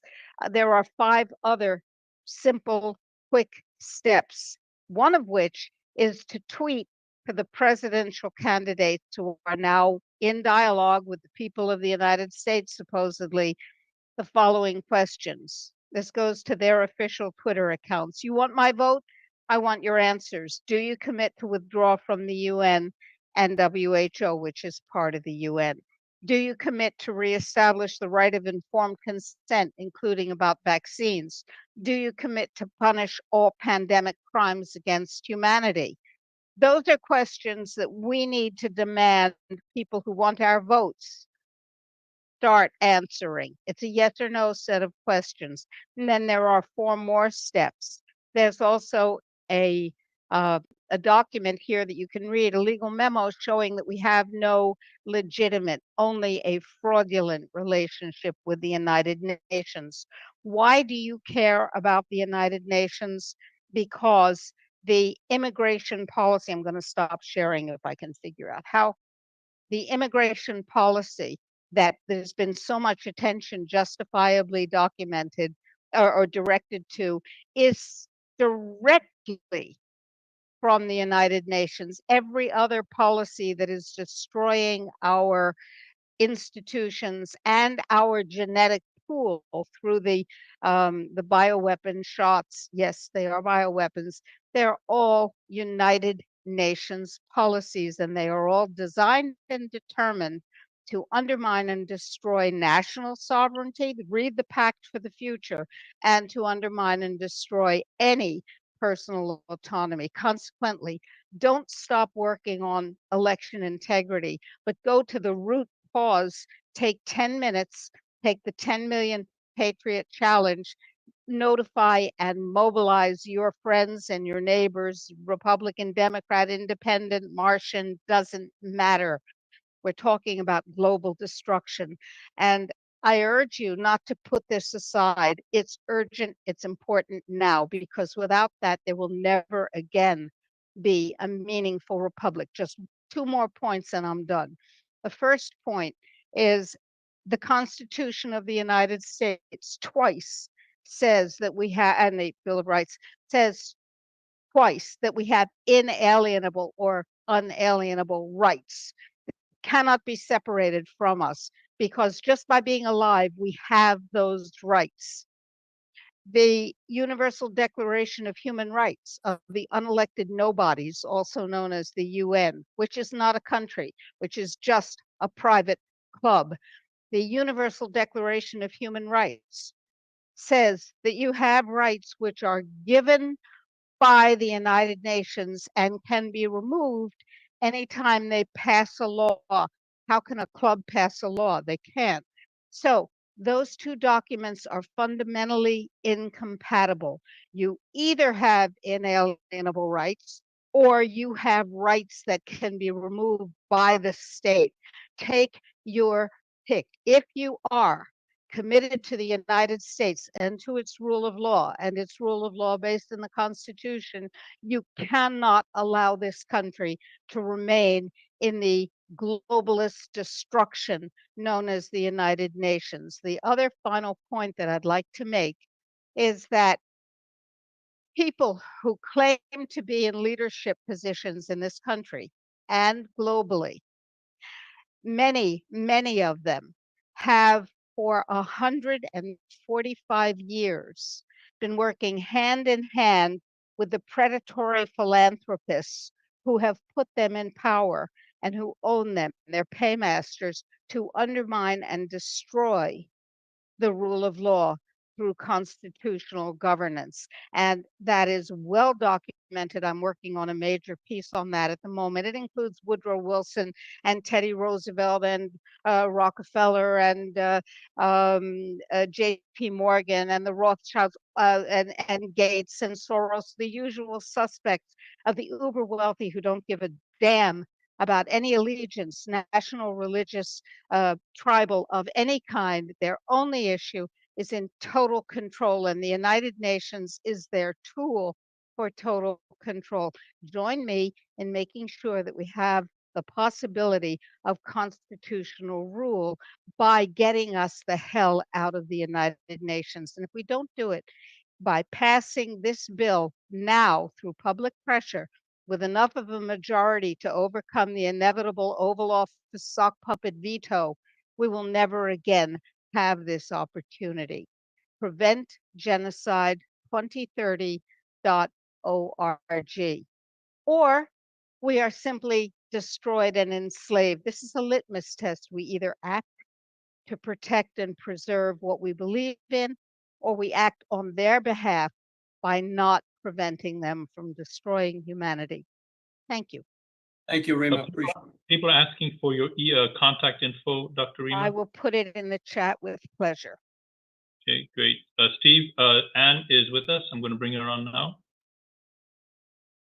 Okay. Hi, Anne. All right, you're up, Anne. Hey, everybody. Sorry for being late. We were way up in the mountains. I'm in North Carolina right now. It's good to see everybody. I've been covering since a week ago Friday up here the devastation from Hurricane Helene, clearly with a focus on, people's safety, security. Do they have what they need? And frankly, the American people have done an incredible job of coming together like we always do in times of crisis. That is never more evident than the evidence I've seen of just going from town to town. We were just up in the mountains at Bee Cave, Chimney Rock, Lake Lure, which have been completely destroyed down at the water level. Just unbelievable. But yet you see roads being built, bridges being rebuilt, power being restored. They are moving mountains and mountains of mud, but the people's attitude is incredible. And I've seen this everywhere we've gone, the distribution centers, the hub and spoke, people really understanding that they have to stay in the private if they want to have control of the resources. Reports on the ground where FEMA has tried to block supplies from being distributed are real. They have their own contracts with their own distributors and their own vendors that are providing resources that if you aren't on that contract, they don't want your resources going through their distribution centers. So people have gotten wise to that, and they are using private organizations and churches, private airfields to create the distribution centers. One of the areas that I'm also keenly focused on is voting, and this is Trump country. Western North Carolina, I have not seen a Biden or Harris sign anywhere. I see Trump signs everywhere, Trump signs covered in mud, Trump signs that have been put back up again. The people here are definitely Trump country. The question is, how are they going to be able to vote? A lot of post offices have been wiped away. I'm imagining, and what I'm talking and gathering from the people on the ground is that the fire departments will become precincts. And I expect these people who had to chainsaw their way out of their own driveways to make a concerted effort to vote, which, as Seth Keshell has clearly demonstrated in his Substack, North Carolina is about a 30,000 vote swing one way or the other. And to have the decimation hit in the western part, which is incredibly red, Asheville being very blue, is quite concerning in terms of people getting out the vote. There have been a lot of reports of a lot of deaths in the area. So far, I know of about 1,800 that are still missing. There were a lot of people that did die along the water. A lot of the homeless population, of course, tracking them with names and addresses is next to impossible. So the bodies that have been recovered, to my knowledge, I'm not sure if they're homeless or they're actually people that were locally here. But I do know in terms of a lot of the areas that we visited where people were, tourists camping and so forth up along different rivers in the area were caught in flash floods. And you saw the evidence of their campers just wrecked all down the river. So the devastation's real. They're not used to a Category 2 hurricane in the mountains. That is very strange, definitely very strange. But you know, the rumor and innuendo that's going on around about, you know, 10,000 bodies, I haven't seen evidence of that yet. I'm hearing it, but I haven't seen the evidence. Still waiting to connect with some emergency room physicians who have said they would speak to me anonymously, talk to me about the morgues that are in their hospital. I have one source that says there's 1,000 bodies there. But again, I need confirmation of all of this from the people that will give me eyes on, not necessarily their names. And many of the people, again, that I'm speaking with, all incredibly positive about the American civilian response. They have not seen FEMA. Yesterday, we did drone a FEMA camp that is on I-40 in Candler, Western North Carolina. It popped up in about 3 days. It has got a massive, massive footprint with refrigerated trucks, air-conditioned trucks, or should I say, not trucks, but the, what are they called? The FEMA trailers, sorry. I've got Sean McGee with Remnant Ministry out of Texas with me. I'm traveling with the Remnant Ministry folks. And there goes some Trump flags right there on the back of the pickup truck. I'm traveling with the Remnant Ministry folks here, Pete Chambers, Colonel Waldron out of Dripping Springs, and their team, Mike Hall, who's a provost marshal, by the way. And if you all know anything about provost marshals, they can actually make the arrests from the citizen juries. So I have been speaking with some folks about jural assemblies in Sarasota with respect to training people on grand juries and petit juries and using the provost marshals to make arrests, because as we all know, our court system is completely corrupt. But that being said, I would say the report on the ground, besides the devastation here, which is evident, is that people are going to rebuild. I spoke to a gentleman today from one of the cities that there was a report out on the internet that went very, very viral that the federal government was going to come in and basically condemn the entire town of Chimney Rock. This particular resident who lives in Chimney Rock said, not only no, but hell no. If they think the federal government was going to make a move, his mayor in his town was going to fight that all the way to the Supreme Court. So the feeling here is the people don't need the federal government. They are alive and well. Americans are alive and well. They clearly know there's a difference between the civilians and the feds, and they don't need them. So I have to say, despite the devastation, I feel very encouraged that these people will turn out en masse to vote. And they're not going to let anything get in the way like a 1,000-year flood, as evidenced here in Western North Carolina. So that's the report from on the ground here. I apologize for being a little bit late. Thank you very much. And you're doing a tremendous job over there. I know you took away from your family to go out and help the people of our country. And hopefully in a couple of weeks, you'll bring us a whole story of what's going on. Send us some pictures, okay? I don't think people realize the devastation out there. It's unbelievable, Steve. You have to see it to believe it. I've never seen, and I've been through a dozen hurricanes and seen a lot of devastation, but this is absolutely unbelievable what I've seen. Of course, these people here are not used to Cat 2 hurricanes in the mountains. I don't think that's really, frankly, ever happened before. So something's going on. Thank you for coming on. You got it. All right, take care. Bye-bye. Okay, John, you're up. Hi, can everyone hear me? Best for last.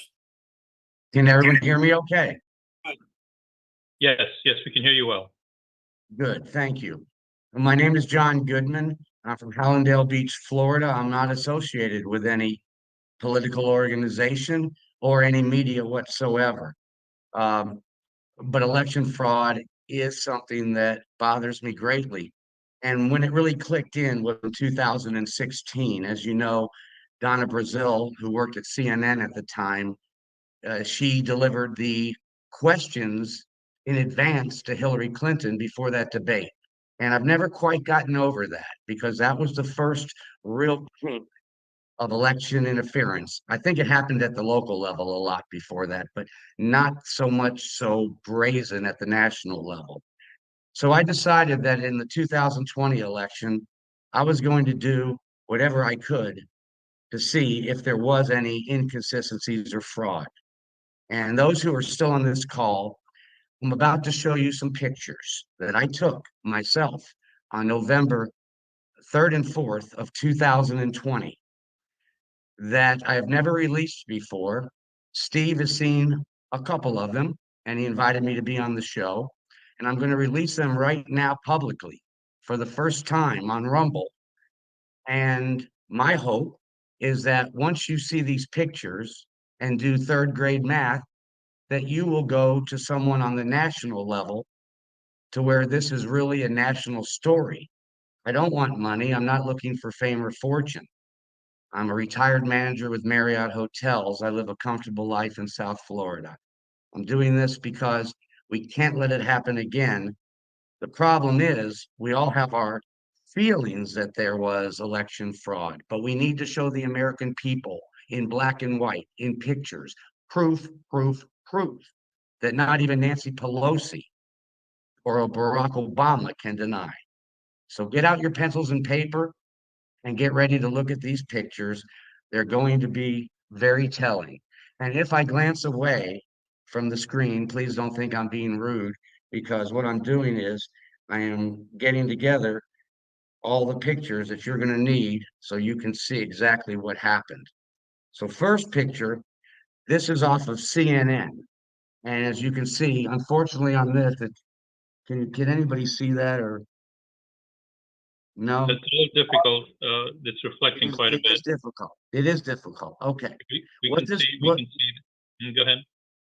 What this picture shows is at 4:37 a.m., the morning after the election, Donald Trump in Michigan had a 286,000 vote lead, more than 250,000 vote the morning after the election. And this is straight off of CNN. I stayed up 18 hours straight to catch these things. And you can't see these little tickers that go across the bottom unless you're right up with your face right in the TV set, because even 5 feet away, you can't see the numbers. They do that on purpose, maybe. So I pinned my nose to the screen for 19 hours until my head was throbbing. And so let's, again, up 286,000 votes at 4:37 a.m. the day after the election. If you want to email me the pictures or text me the pictures, I can share them on the screen. Or if you can get them on your computer, you can share your screen, or you can keep going. But just know that we can see very little on that picture because of the reflection. Up to you. Okay. I'll finish my presentation, and then maybe you'll come back to me for 30 seconds where I'll have it to you or on the screen to where you can see them better. Okay. But anyway, bottom line is 4:37 a.m. Wednesday, November 4th, 2020, Donald Trump still has a 286,000 vote lead. There is 76% of the vote in. The 4 counties that were not in were Baroga County, Alger County, and Iron County. Those were the 3 rural counties that had a total vote cast of 15,000 votes total among the 3 counties. The 1 county that wasn't reported, that was the biggie, that's always the Democrats' go-to county, is Detroit, Wayne County. We know that always is almost 80% Democrat vote. Well, here's the problem. Obama got 81% in Detroit, Wayne County in 2012. Hillary Clinton got 79% of the vote in Wayne County in 2016. But Joe Biden only got 69.4% of the vote in Detroit, Wayne County in 2020. Joe Biden did make up a lot of ground. Let's not tell fibs here. Joe Biden beat Donald Trump in Detroit, Wayne County by 233,000 votes. He did. But Donald Trump had a lead of 286,000 votes. How did that happen? And even if I say those 3 rural counties, 15,000 total votes, as we talked about, even if I say it was 15,000 to 0, Joe Biden won every single vote in those 3 rural counties, and I give him all 15,000 votes. You add the 233,000 that he won by in Detroit, Wayne County, plus the 15,000 that I'm going to give him the whole thing because I'm in a generous mood. That totals 248,000 votes. But Donald Trump had a lead of 286,000 votes with only those 4 counties outstanding. And then Go to your phones now and look at the official final results of Michigan 2020 presidential election. Joe Biden is declared the winner by 154,188 votes, which means between 4:37 a.m. in the morning, when Donald Trump was ahead 286,000, he ends up losing by 154,000 votes. That is a 430,000 vote swing starting the day after the election, when only 4 counties were left, 3 of them being country counties that had a total, all 3 combined, of 15,000 votes. Now, I've got pictures of this. And the reason the Trump lawyers didn't catch it is because they didn't stay up all night with their nose pinned against the TV screen, taking pictures as relevant information was being broadcast. And let me show you another picture that's going to just absolutely floor our great people on this call. It still floors me. It just still floors me. CNN had already declared Donald Trump the winner of Michigan and had to change it. You don't believe that? How about this? I don't know if you can't see that. Michigan is colored red on the CNN map. I am going to take you up on that and send you this so you can show them clearly. We could see that. Okay. Michigan is colored red because even Michigan, or even CNN knew that Donald Trump's lead was bigger than the votes left out there to count. But they ended up having to change it to clear, which it stayed clear for about 45 minutes, and then it showed up blue. When have you ever seen a major network declare a winner, one way or the other, could be Democrat winner, and then color their map, show the whole world, and then end up having to take it down and changing it to the other party? I've never seen it. I don't know if any of you have. It's unbelievable. It's egregious, and it is proof. But Donald Trump's lawyers weren't up all night. They were at their homes. So this is why I say, and it's not what I say, it's what CNN shows. And they get their numbers through the wire from Michigan. And I'm not blaming CNN here. They tell a lot of lies. But the buck stops with the elections people in Michigan. That's where it starts. And CNN's only reporting what they're getting from the states. In this case, I have to be fair and say it's not CNN. Can everybody still see me, or am I off the screen? You're there. Okay. Good. Couple of other things that are very important. I would love someone that has some cloud and networking. Steve, you're one of them. Raj, you're another one of them. I'll send all this to you because this is really undeniable, even if you're a Democrat. Why didn't I release it 4 years ago? Here's why. Before I could get all my facts together, including the voter rolls, Donald Trump had already lost the cases, including the Supreme Court. So I knew I was too late to do it then. But I said, I'm going to do it for the next election. And every time I heard Donald Trump at a rally over the last 4 years or on an interview say, I think the election was rigged, I cringed because I knew I was the only one in the world that could prove it without a shadow of a doubt. I cringed. I felt bad for the man. He thought so. A lot of us thought so. But we couldn't actually prove it with pictures and voter rolls and a 5th grade math. We can get to the bottom of this. So how this has lingered for 4 years and no one caught it, it's because they didn't use old school, holistic, let's say, type methods. And I got a hair up my backside and I said, I'm going to do something that Michigan, CNN, or no state would ever think a private citizen would do. And my family's concerned because they know it's real. They're concerned that there'll be retaliation against me by a Democrat. Maybe there will, maybe there won't. Probably not. But I'm not going to watch another election be frauded, which is step one on the way to communism. This is the way it starts in countries that used to be democracies that aren't anymore. They start like this. I'll show you a couple other pictures, Steve. Please give me the time. You know I've worked hard on this presentation, and I'm not showing opinions. I'm showing facts from CNN, not a network that might want to try to help Donald Trump. CNN is not trying to help Donald Trump. So that's why I made sure this information came off of a left-wing media, so it would not be disputable. And it wouldn't be disputable anyway if you can do math, as I said.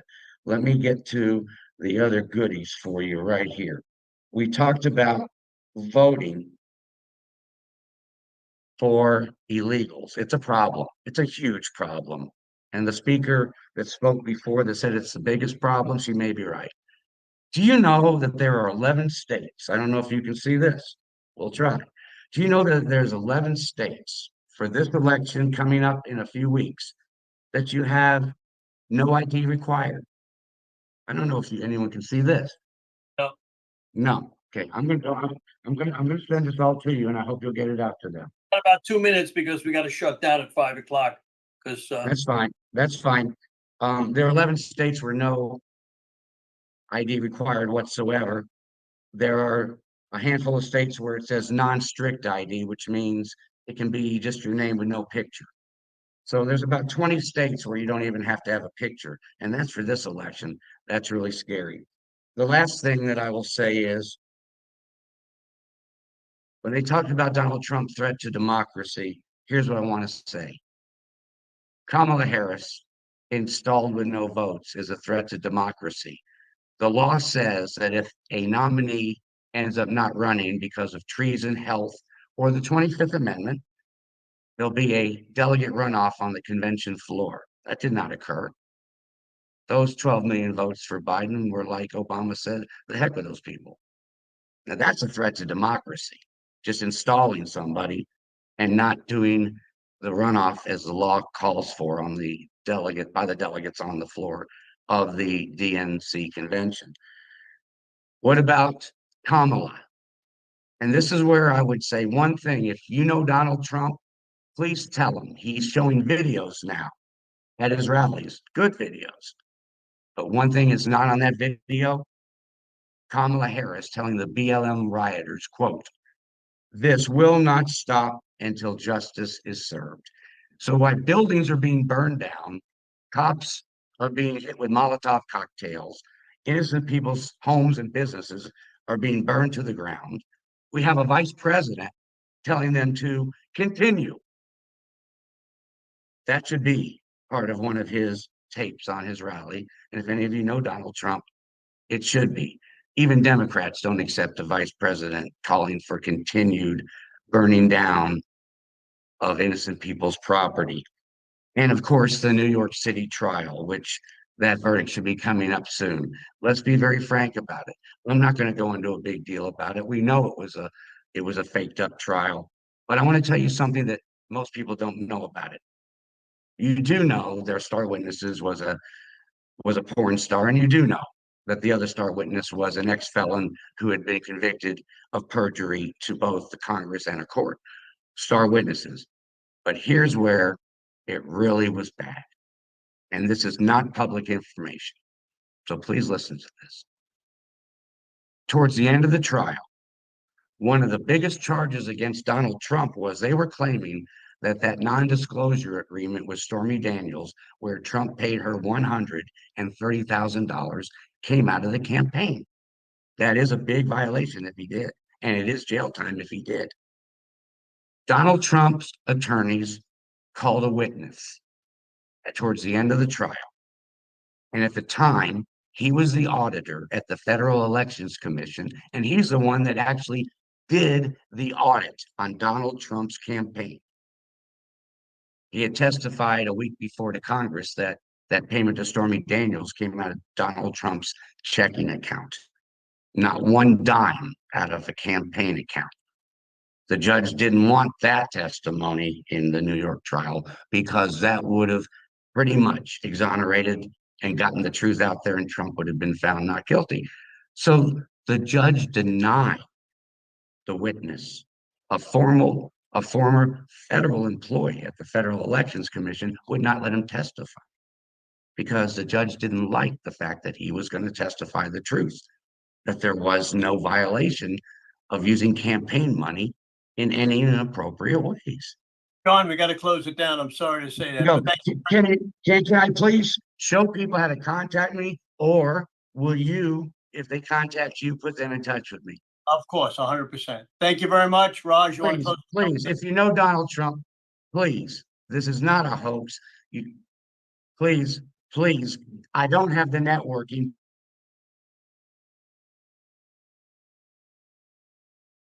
Okay, John, Raj. are you there? John, I can see you, but you're not moving, John. Hopefully you'll come back on in a second. Hey, folks, thank you everyone for being on this call. Thank you, Steve Stern, for the massive effort to get this call done. John will send us those pictures. I know a lot of you have wanted those pictures, and we'll put a link to that on Steve Stern's Rumble account. Thanks everyone for being here. Some of you were not able to fill out the survey that I put at the end, so we're going to close the meeting down, but I'm going to stick the survey. If you didn't fill out the survey before, fill it out. If you already did, ignore it. We don't want you in there twice. That'll be like the voting process. We don't want that. Okay, so thank you everyone. Steve, I'm going to wrap it up. Is there anything else you want to go over? Let's have another one in 2 weeks.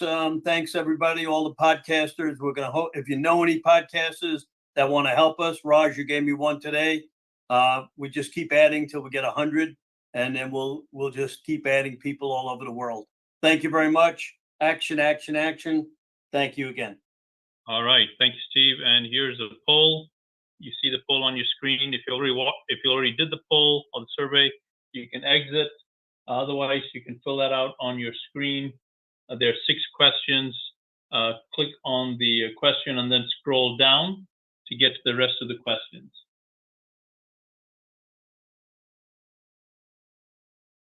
But please move as quickly as you can, because I will be shutting that down here in just a minute.